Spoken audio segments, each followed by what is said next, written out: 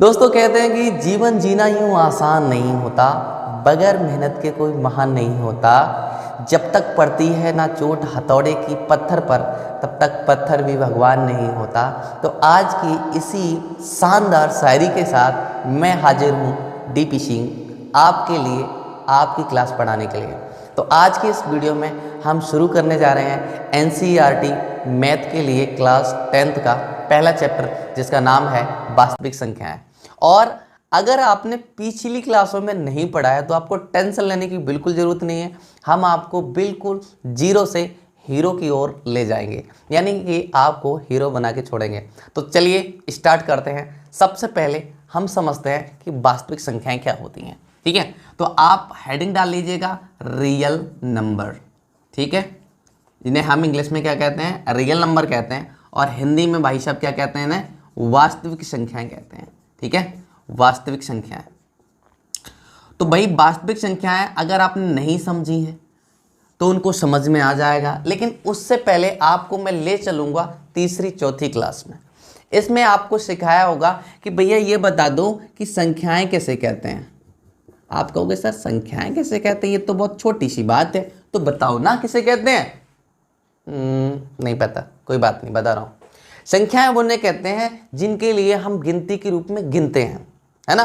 जैसे कि जब आप छोटे थे तो आपको टॉफी दी जाती थी ना, तो 3 दे देते, और 4 टॉफियाँ थी, 3 दे देते, आप रोने लगते, और पूरी 4 देते तो खुश हो जाते थे। तो वैसे ही आपको गिनती पहले भी पता थी और अब भी पता है ना। तो संख्याएं वो होती है जो हम काउंटिंग करते हैं, गिनते हैं चीज़ों के लिए। देखो मैं कह रहा हूँ सब्र करके बैठे रहिएगा, मैं आपको बिल्कुल बेसिक से समझाऊंगा, और समझ में ना आए ना तो वीडियो पूरी डिलीट कर दूंगा, इसकी आप टेंशन मत लेना। ठीक है, तो यहां पर संख्याएं वो होती हैं जिन्हें हम गिनती के रूप में गिनते हैं, उनको हम कहते हैं संख्याएं। और यहां पर एक बात कही है इन्होंने, वास्तविक संख्याएं। तो देखो यानी कि जो होती है 1 2 3 4 5 ऐसे करके आगे तक चलती है, जीरो भी इनमें शामिल होती है। जब हम जीरो को शामिल कर देते हैं तो ये संख्याएं संपूर्ण संख्याएं कहलाती हैं। ठीक है, पूर्ण संख्याएं कहलाएंगी। और यहां पर जब ये जीरो को शामिल नहीं करते हैं तो इन संख्याओं को हम प्राकृतिक संख्याएं कहते हैं। ठीक है, अब देखो हम यहां पर बात करते हैं कि जो संख्याएं हैं वो आपकी 2 प्रकार की होंगी। ये संख्याएं कैसी होंगी, 2 प्रकार की होंगी साहब। एक तो होंगी आपकी परमेय संख्याएं और दूसरी होंगी आपकी अपरमेय संख्याएं। ठीक है, अपरमेय संख्या। परमेय संख्याएं कितनी, यानी कि 0 से लेके 1 2 3 4 5 6 6 आगे तक जितनी भी नंबर होंगे आपके, वो सभी संख्याएं क्या कहलाएंगी, परमेय संख्याएं कहलाएंगी।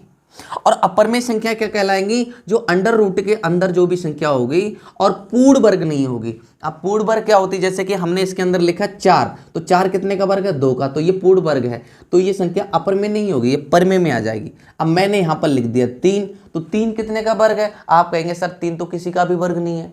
तो यहाँ पर अपरमेय वे संख्याएं होती हैं जो अंडर रूट के अंदर होती हैं लेकिन पूर्ण वर्ग नहीं होती, उन संख्याओं को हम अपरमेय संख्याएं कहते हैं। दूसरी परिभाषा हम आपको एक और देना चाहेंगे कि वे नंबर्स जो एक डेसिमल के बाद, दशमलव के बाद ना तो खत्म हो रहे होते हैं और ना ही बदल रहे होते हैं।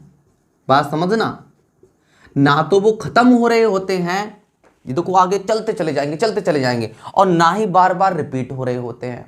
तो ऐसी संख्याएं आपकी अपरमेय संख्याएं कहलाती हैं। अब इन दोनों का कॉम्बिनेशन, परमेय का और अपरमेय का, इन दोनों संख्याओं को अगर हम ऐड कर देते हैं, जोड़ देते हैं, तो ये संख्याएं क्या कहलाती हैं, आपकी वास्तविक संख्या कहलाती हैं, रियल नंबर कहलाती हैं। बात समझ में आई कि नहीं आई, यानी कि परमेय और अपरमेय का कॉम्बिनेशन होता है, एक जोड़ होता है, उनको हम कहते हैं वास्तविक संख्याएं। बात समझ में आ गई। अब हम बढ़ते हैं थोड़ा सा आगे। अब इसमें देखो एक चीज और है, हम आपको बता दूं।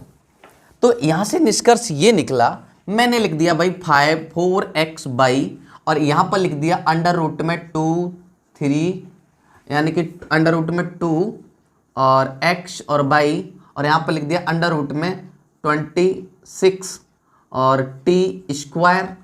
तो मुझे इतना बता दीजिए कि इसमें कौन सी वास्तविक संख्याएं हैं और कौन सी वास्तविक संख्याएं नहीं है। तो देखो मैं आपको क्लियर करूं, यहां पर देखो 4 है, ये वास्तविक संख्या है। अंडर रूट 2 भी कैसी है, वास्तविक संख्या है, और अंडर रूट 26 भी कैसी है, वास्तविक संख्या है। हम यहाँ से निष्कर्ष पर ये पहुंचे कि जितने भी नंबर्स हैं आपके, जितने भी नंबर्स हैं, जितनी भी संख्याएं हैं, वो सभी कैसी हैं, वास्तविक हैं। लंगड़ी लूड़ी दशमलव में कैसी भी कुछ भी हो, नंबर है, अगर संख्या है तो वो सभी संख्याएं वास्तविक संख्याएं हैं। लेकिन आप वास्तविक संख्याएं है कौन सी नहीं, वो आप जान लीजिएगा। तो वास्तविक संख्याएं यहाँ पर x नहीं है, y नहीं है, x नहीं है, y नहीं है, t नहीं है। यहाँ पर मैं z लिख दे रहा हूँ तो z भी नहीं है। यानी कि संख्याओं को छोड़कर जो कुछ भी आता है वो वास्तविक संख्याएं नहीं है।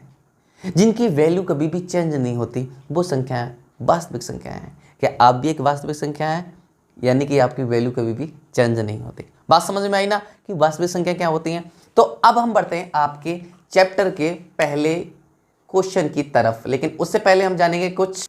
तो इसमें सबसे पहला इंट्रोडक्शन पार्ट है आपका, एक प्रमेय है जिसका नाम है यूक्लिड विभाजन प्रमेय का। ठीक है, तो आपकी पहली थ्योरम है जिसे हम थ्योरम कहते हैं और प्रमेय कहते हो, है ना, जिसका नाम 1.1 है, यानी कि यूक्लिड विभाजन और प्रमेय का। ठीक है, ये है आपकी यूक्लिड विभाजन प्रमेय का। ये मैंने आपको नोट डाउन कर दी। अब वो क्या कहती है उसको समझते हैं। ठीक है, तो उसको समझने से पहले मैं एक छोटा सा आपको इंट्रोडक्शन या फिर एक एग्जाम्पल बताऊंगा जिसमें आप बिल्कुल कंफर्म कर पाएंगे, अरे ये तो इतनी इजी, हमने तो समझी भी नहीं थी। देखो, जो आप क्लास 10th में पढ़ते आए हैं, 9th में पढ़ते आए हैं, 8th में पढ़ते आए हैं, 6th में पढ़ते हैं, तीसरी क्लास से पढ़ते आए हैं, क्या पढ़ते आए हैं, जैसे कि हमने भाग दे दिया कितने का, 19 में भाग दिया 2 का। तो आप कहेंगे 2 का पढ़ा इतनी बार जो 19 से ज़्यादा ना हो जाए, तो 2 निम 18, तो यहाँ पर कितना बच्चा, 1। तो ये वाला जो हिस्सा है आपका वो क्या कर रहा है, भाग कर रहा है, इसको विभाजित कर रहा है। तो इसलिए हम इसको क्या कहते हैं भाई, भाजक कहते हैं, यानी कि ये टुकड़ों में बांट रहा है। अब इसमें भाग किस में लग रहा है, इस वाली संख्या में लग रहा है, इसलिए हम इसको क्या कहते हैं, भाज्य कहते हैं। और इस नंबर को हम क्या कहते हैं, लास्ट में जो आता है उसे हम कहते हैं भागफल। ठीक है, और इसे हम क्या कहते हैं, शेषफल।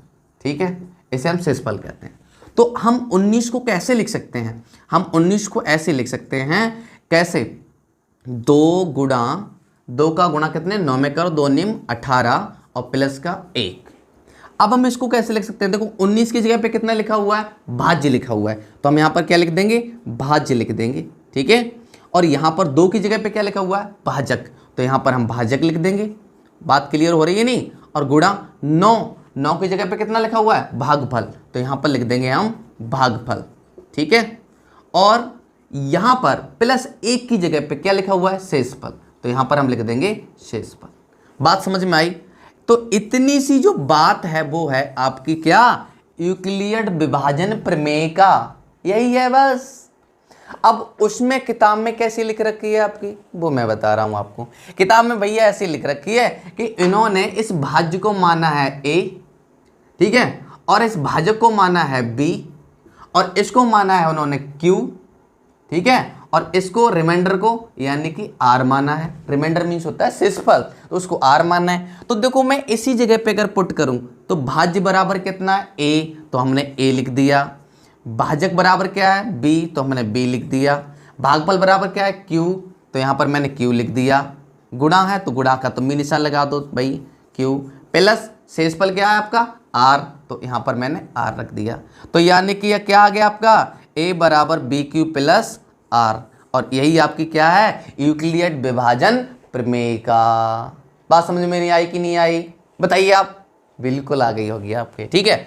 अच्छा, फिर इसका यूज क्या है भाई, समझाएंगे, सब समझाएंगे, थोड़ा सा सब्र करो, लेकिन थोड़ा सा बता लेने दो उसके बारे में मुझसे। देखो यहाँ पर एक चीज हमेशा याद रखना कि जो ये शेषफल है वो हमेशा छोटा होगा, r जो है वो हमेशा छोटा होगा किससे, इस भाजक से, यानी कि b से।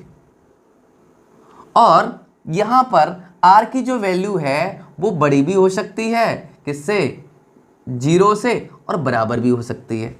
बात समझ में आई कि नहीं आई। जैसा कि आप इसमें देख पा रहे हैं, यहाँ पर ये जो भाजक है वो शेषफल से छोटा है कि बड़ा है? तो आप कहेंगे सर भाजक तो बड़ा है, शेषफल कैसा है? छोटा। तो मैंने कहा क्या, भाजक बड़ा होता है और शेषफल छोटा होता है। और होता क्या, और जो शेषफल है वो क्या होता है, कभी तो 0 हो जाएगा। जैसे कि मान लो मैं यहाँ पर 18 लग दूँ तो 2 ने में 18 18, यहाँ पर क्या आ जाएगा 0। तो जो यहाँ पर आपका जो शेषफल है वो 0 के बराबर भी होता है और 0 से कभी कभी बड़ा भी होता है। जैसा कि यहाँ पर कितना आया है 1, तो यहाँ पर 0 से बड़ा है। और यही है आपकी क्या, यूक्लिड विभाजन प्रमेय का। बात समझ में आई? यही है यूक्लिड विभाजन प्रमेय का। कोई खास ज्यादा रॉकेट साइंस नहीं है। अरे भाई मुझे समझ में नहीं आएगा, सबको समझ में आएगा, सबकी गारंटी ले रखी है हमने, बिल्कुल गारंटी ले रखी है। अब इसका यूज क्या होता है मैं आपको बता रहा हूं।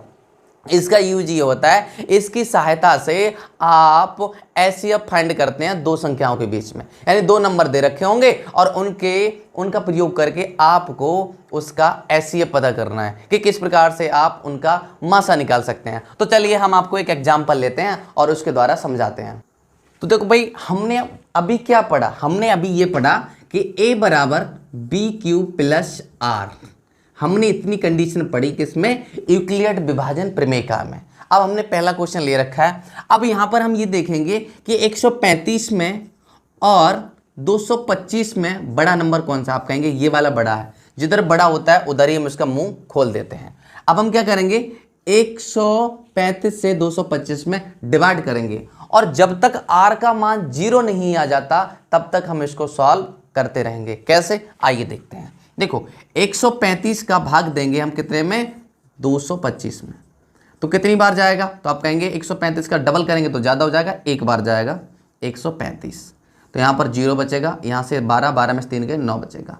अब यहाँ पर क्या आर का मान 0 हुआ, नहीं हुआ। तो हम यहाँ पर 225 को कैसे लिख सकते हैं, हम 225 को लिख सकते हैं 135 यानी कि 135 और मल्टीप्लाई 1 और प्लस का कितना 90 शेष बचा।